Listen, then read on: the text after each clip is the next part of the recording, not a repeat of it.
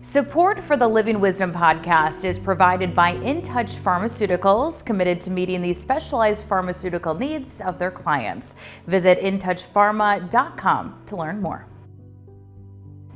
Well, you may have just gotten that dementia diagnosis, and we are here to let you know there is still hope. This can feel overwhelming, it can feel extremely stressful, but the hope of this is to provide you a bit of understanding of where you are in this disease and different ways that you can interact with your loved one to slow the progression of this disease, but also make life more enjoyable, less stressful for the both of you. I'm Karsten alongside Deb Carriveau.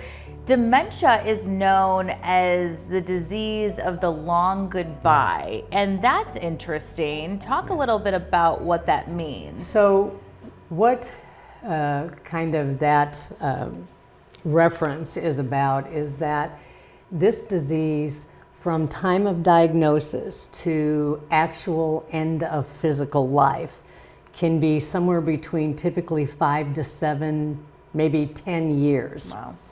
And what the caregiver and loved ones of an individual diagnosed with this illness experiences is just this constant progressive loss. So you're grieving from the time it starts when you get the diagnosis and you're like, oh my gosh, mom's gonna, go through this, to the time that you're actually physically now grieving the loss of life of that person. That's a long period of time for any person to be constantly grieving, and you experience change after change after change over this long period of time.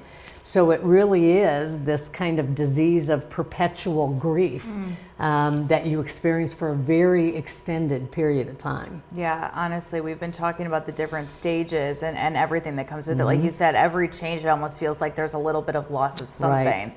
So it's constant. And it's kind of like, when this disease happens, it's kind of that time of life when people have talked about what's retirement going to look like, Right. what are our dreams for ourselves at this point in time. Lots of times people have plans to move to another location, to retire in a specific way, to spend time traveling or with family members. And now all of a sudden this happens and all of that is getting ripped away, and you're now dealing with reality that it's very possible none of those things are going to happen. Yeah, absolutely. And of course, with that grief, with that loss, are these stages that everybody hears about. So we're going to go through the stages of grief, and the first one is truly denial. Yeah. So even before we talk about the specific stages, if you will, as people call them or refer to them, the thing that's different for people who are on this journey with dementia as loved ones experiencing grief is that when you think about all these 5 stages that people talk about in regards to grief, it is not linear. So what I mean by that is you don't go from this one to this one to this one in any specific sequence. Okay, interesting. You are going to experience being in and out of all 5 of these different stages at any given time, depending on what you're experiencing at that point in time on your loved one's journey. Wow. So you can't expect yourself to say, okay, I'm in denial, I'm going to get through this one and I'm going to move to the next. It just doesn't happen that way. Interesting. So depending on what your circumstances are, what the progression of your loved one is, what you're experiencing right now at this moment in time on this journey is going to determine how you experience this moment in grief. And again, it will go in and out, up and down continually. Right. Yeah. Who wouldn't want that? So when we're talking about denial specifically, this is kind of typically when people are dealing with the initial reality of the diagnosis. Okay? It's like, holy cow. And oftentimes our initial reaction is, oh, that's not what this is. This is just, mom's just getting older. Oh. She's getting a little, absent-minded, that kind of thing.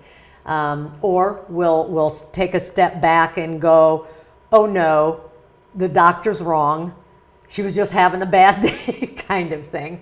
And that's normal. That's a normal reaction, because what's happening is it's a defense mechanism that we as human beings have when we're trying to understand or grasp all of a sudden this new reality that somebody's hit us in the face with, and now trying to figure out, oh my gosh, how are we gonna deal with this? How are we gonna get through this? And again, you're going to experience denial even beyond that initial diagnosis. It's going to surface because you're going to continually see changes that happened in your loved one. And it's very easy as a caregiver or as a loved one, a family member, to watch that change happen in mom and go, oh no, she's not progressing. She's just having a bad day. That's human nature. It's one of the ways we try to deal with the reality and how harsh that reality can be. Of course, we all know anger is going to be another stage. Yeah. And anger is kind of one of those emotions we experience out of a sense of not being able to control the situation. Yes. So you're not mad at your loved one. You're mad at the disease. Right. You're mad because I can't do a stinking thing about this. Right. It's happening and I have no ability to stop it, control it, make it different. And so it's a very human, very normal reaction for us to be angry. And typically, I tell people all the time, understand it's normal, it's okay, embrace it, feel it, experience it. Just understand that what you're angry at is about the inability to change it or control it. It's not anger about the loved one who's walking this journey.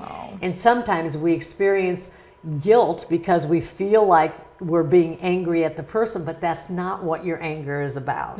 It's about being angry at the situation and the fact that we have no ability to control it or change it for somebody that we love and care about. It's interesting, this next one, I didn't even know this was part of it, but bargaining. Yeah. So bargaining is kind of, once we kind of get through that angry situation and understand we have no control over this, we have no ability to change it. So who does? Who do we think does? And typically it's God. And so that's when we start bargaining, saying, okay, God, if you just let my mom not have this, I'll go to church every Sunday. I'll never eat another cookie again. I will eat healthy for the rest of my life. Exactly. I will, do whatever you ask me to do. I'll give my life in service to something. And we start making all these, and we get caught in this mindset of, if only this thing can happen, I'll respond this way. And we start trying to bargain our way out of the reality that this is what we're dealing with and this is what our loved one is dealing with. And it's also the time, bargaining happens when that stage comes along and we start thinking about those things. It's also the time when guilt becomes the most prevalent, because we get caught in that mindset about, if I had only been a better daughter, if I had only been a better Christian, if I had only done this, I should have done this, then this would not have happened to mom or dad. And again, that's just false. That's, stuff from, the enemy. It's not truth. But it's so easy to accept that and feel that because we are powerless over this.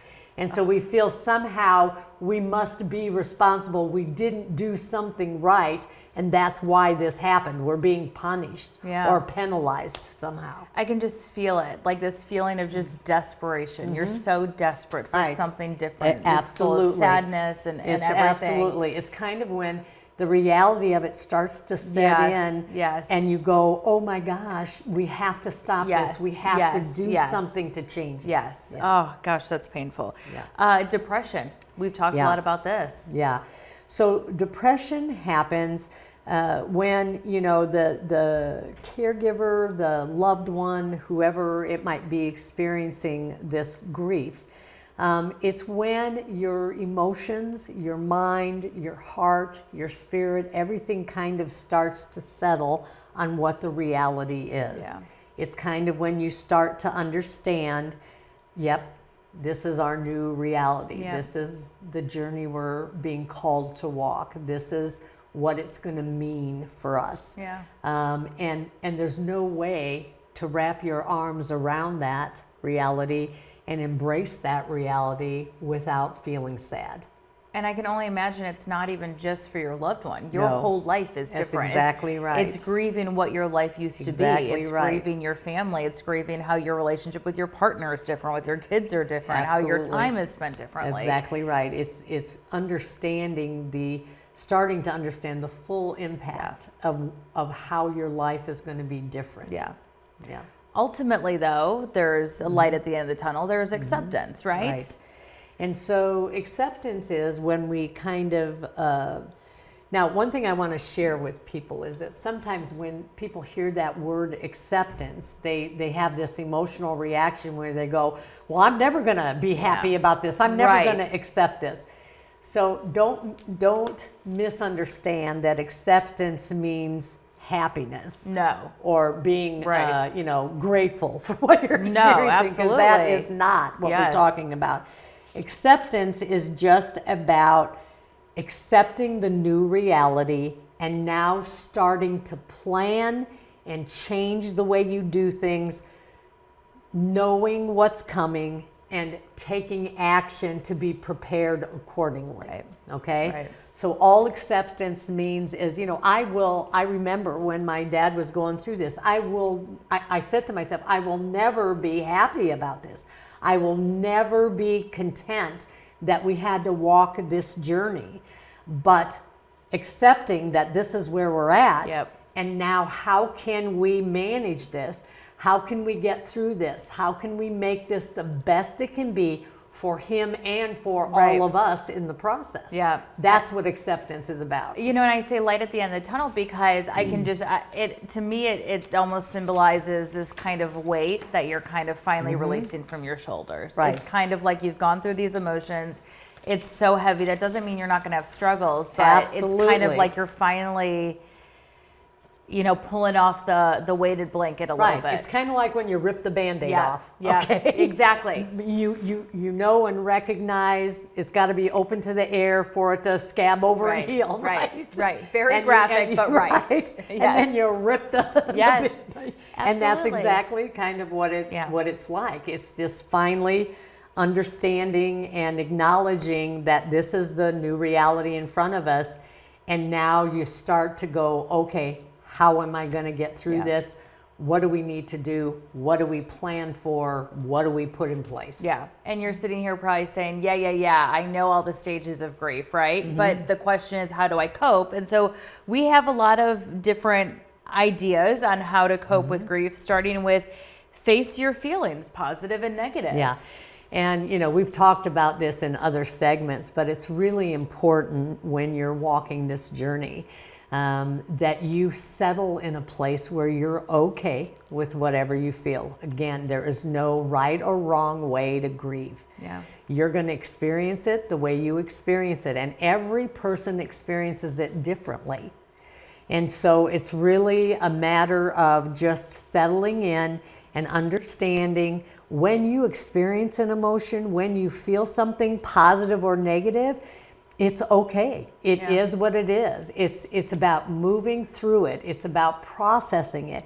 It's about not letting it sit on you so long that it incapacitates you Right. in your role in terms of being able to do what you need to do to be okay. Yeah. We have prepared to experience feelings of loss more than one time. Yeah, so this again is not a one and done No. kind of thing. We talked about that in the beginning of our conversation with grief. You are going to be on a perpetual roller coaster through this whole journey. There are going to be times when you're going to be in denial. There are going to be times when you're angry. There are going to be times when you're sad. That is all normal. It's part of the process of surviving this journey. Yeah. So don't lay the expectation on yourself. I remember experiencing this when I was taking care of my dad. and I would be angry or really upset. And I would say to myself, okay, listen, I thought we got through this. We moved beyond it. Why am I feeling this? Well, that's just not the reality. That's exactly. Here we are. The reality is you are going to go in and out of those stages multiple times. It is not a one and done kind of thing. I really like this one. Claim the grieving process as your own. Yeah. And so that goes back to what I was referring to earlier. There is no right or wrong way. I cannot make the mistake of comparing myself and the way I grieve to the way Christine grieves. Yeah. Okay, when I do that, I set myself up already to feel like I failed, that I'm inadequate. I feel guilty now because I'm not getting through it as fast as Christine did, or getting over it. There is no right or wrong way. Your process, your grief, how you experience that is yours alone, and that's what it's intended to be. Yeah. It's perfect how it is. What you have to really start to learn and embrace is recognizing, how do I get myself through all of this? How do I process through with it?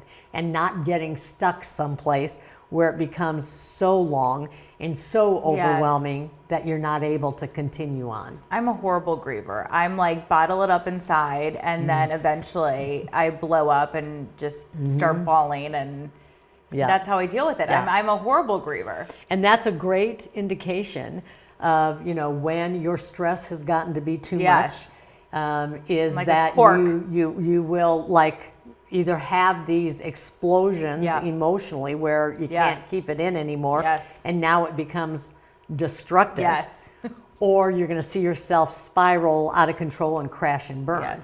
And that's, again, why it's so important that you help yourself process through these feelings and talk to somebody else. And if you need professional counseling, reach out. There's no shame in that. But you have to be able to get processed through them and move beyond them at each part of this process in order to continue to move forward and do what you're asking yourself to do. Another thing is combat the feeling to isolate and withdraw from other people. So it's really easy when you're caught in the throes of grief and sorrow and loss and all these things that we're talking about to just start disconnecting and pulling away. Particularly if you're an individual, like you talked about earlier, where you want to internalize it all. I don't want to see anybody. I literally want to sit I don't want to talk about it. I don't want to deal with it. Exactly. And that's all part of being in denial. I live in constant denial. That's where I live. Well, and when you're walking with something this stressful, this challenging, this what feels like something so big and destructive, it's really easy to just pull back and put your head under the covers and say, I'm just not going to deal with it. Eat my fast food in bed in private. That's all I want. That's my life. That is legitimately my life. And that is what keeps you stuck. It's okay to feel what you feel. It's okay to react the way you react. But how long you let that go on, how hard you internalize that, that's going to be what makes the difference between successfully navigating through your grief and getting stuck and now having it create a situation where you're going to crash and burn.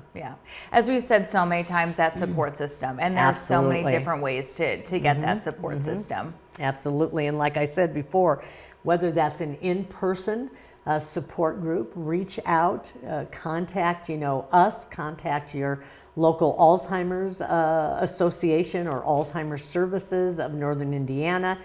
Go online. There's a website that's alz.connected.com that can hook you into all kinds of online support groups, but it's critical that you are walking this journey with other people who are experiencing it as well.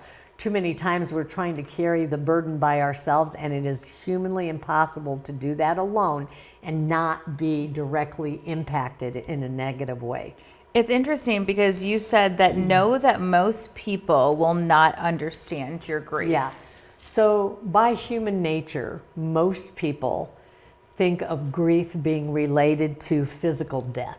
Okay. And so lots of times when you're walking this journey with someone with a dementia process that can last for years, sometimes 5, 7, 10 years, as we've talked about, people don't get it. They go, well, your dad is still living. Right. Why are you grieving? Gosh. You know? And somehow the expectation is that we shouldn't be sad, we shouldn't be experiencing loss, that we shouldn't be grieving until that person is physically gone. But that is not true when you're walking this journey. This is a journey, as we talked about in the beginning, of the long goodbye, of perpetual grief. Accept yourself for who you are. Yeah. That's tough. It is tough because, you know, by human nature, we want to compare ourselves to other people. We want to say, well, this person could do it this way. How come I'm having an issue and can't do that way? And the bottom line is you are who God created you to be. You need to embrace and be comfortable with who you are and how you experience this grief journey, how you experience your limits and capabilities as a caregiver are very personal. They're very individualized. They are the way they are because you are who you were created to be. Yeah. And so it's being comfortable with who you are in your own skin as you walk this journey, because if you can't accept that, you're not going to be able to accept anything else on this journey. Yep. And it's only going to create more and more challenge, more and more difficulty. You know, one of the things I tell people that will sustain you on this journey is hanging on to your faith. Yeah. You know, pray, journal. I tell people all the time, if you're not a talker, that's okay. Write things down. You got to get it from in here to out here. And if the way you're comfortable doing that is journaling and writing it out, I can't tell you how many times I wrote letters to God. I wrote letters to Dementia and said, what the heck are you? Why are you doing this? Yes. Kind of thing. But it's so important that you have the ability to get all of that feeling, all of that negativity, all of that sadness out here where it can be processed and dealt with, because it can become like a cancer and eat you from the inside out. You know, being able to do this, being able to express it, being able to spend time in prayer or in God's Word, all of those things are going to help you do what you need to do. And all that is about is holding on and hanging in there and making it through. This is a difficult, emotional, destructive kind of process. And the only way you can humanly survive that is to contact and rely on divine intervention. We cannot do this through our own strength. It's just not humanly possible. It's too big a thing, if you will, that's in front of us as a new reality. And so it is about, you know, leaning on God, leaning on each other, reaching out and connecting to people who are walking this as well, so that you know you are not alone in any aspect of this journey. And of course, if you have any questions on support groups or where you can find help, let us know. Obviously, we've talked a lot about it in this segment and others as well, but definitely send us a message, write one below. And also, if there's a topic you want us to talk about, we're more than happy to hear from you and kind of change things the way that need to be changed. So a lot to digest, but a lot of really great information. But just know again, we're here for you. You do not have to be in this alone. Let us help. Support for the Living Wisdom podcast is provided by InTouch Pharmaceuticals, committed to meeting the specialized pharmaceutical needs of their clients. Visit intouchpharma.com to learn more.